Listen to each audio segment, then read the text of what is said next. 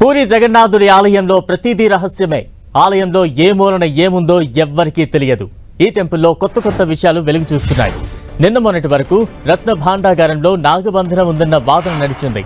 రత్న భాండార్ తలుపులు తెరుచుకోవడంతో ఆ సస్పెన్స్ కు తెరపడింది. ఇప్పుడు మరో కొత్త అంశం వెలుగులోకి వచ్చింది. రత్న భాండాగారం కింద రహస్య గది ఉన్నట్లుగా ప్రచారం సాగుతోంది. ఈ గదిలోకి వెళ్లడానికి సొరంగ మార్గం కూడా ఉన్నట్టు సమాచారం. రత్న భాండార్ కిందనున్న రహస్య గదిలో విలువైన సంపద దాచినట్లు చరిత్రకారులు చెబుతున్నారు. అయితే రత్న భాండార్ను ఓపెన్ చేసి సంపద లెక్కింపునకు శ్రీకారం చుట్టిన ఒడిశా ప్రభుత్వం సొరంగ మార్గం, రహస్య గదిని గుర్తించడంపై దృష్టి సారించాలని సూచిస్తోంది. 1902లో బ్రిటిషు పాలనలో ఈ సొరంగ మార్గం అన్వేషణకు ప్రయత్నాలు జరిగినట్టు తెలుస్తోంది. ప్రముఖ చరిత్రకారుడు నరేంద్ర కుమార్ మిశ్రా ఈ మేరకు తెలిపారు. పూరి రాజు కపిలేంద్ర దేవ్ తూర్పు, దక్షిణ రాష్ట్రాలను జయించిన సమయంలో ఎనలేని సంపద తెచ్చి పురుషోత్తమునికి సమర్పించినట్లు చరిత్రలో ఉంది. తర్వాత పురుషోత్తమ దేవ్ హయాంలోనూ స్వామివారికి సంపద సమకూరింది. అప్పట్లో శ్రీక్షేత్ర భాండాగారం దిగువన సొరంగ మార్గం తవ్వి ఆభరణాలు భద్రపరచడానికి రహస్య గది నిర్మించినట్లుగా చెబుతున్నారు నరేంద్ర కుమార్ మిశ్రా.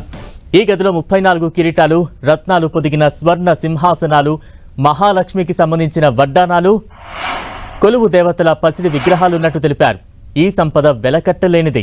పట్టాభిషేకంలో భాగంగా గర్భగుడి నుంచి పతిత పావన గోపురం వరకు దేవతా విగ్రహాలు కొలువు తీరిన ఆధారాలున్నాయని వివరించారాయన.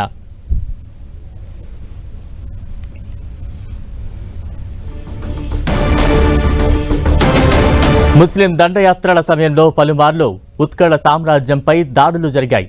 ఆ సందర్భంగా స్వామివారి సంపదను దోచుకోకుండా నాటి రాజు రహస్య గదులు నిర్మించి వాటిలో దాచినట్లు మరో చరిత్రకారుడు డాక్టర్ నరేష్ చంద్ర దాస్ చెబుతున్నారు.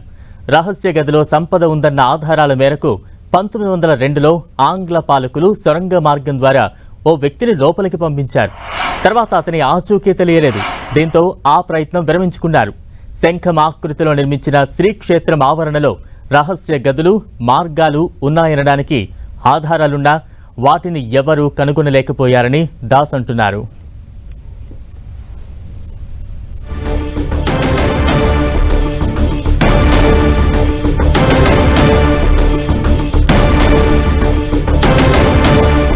ఈ నెల 18న పూరి రత్న భాండార్ తెరిచేందుకు ముహూర్తం నిర్ణయించారు. పూరిలో విశ్వనాథ రథ్ ఆధ్వర్యంలో భేటీ అయిన హై లెవెల్ కమిటీ రేపు స్వామివారికి సునాభేష కార్యక్రమం నిర్వహించనున్నారు. రత్న భాండార్కు 18న వెళ్లాలని నిర్ణయించారు. ఉదయం 9:51 నుంచి మధ్యాహ్నం 12:15 మధ్య ముహూర్తం ఫిక్స్ చేశారు పూరి జగన్నాథ్ ట్రస్ట్ ఆలయ పండితులు.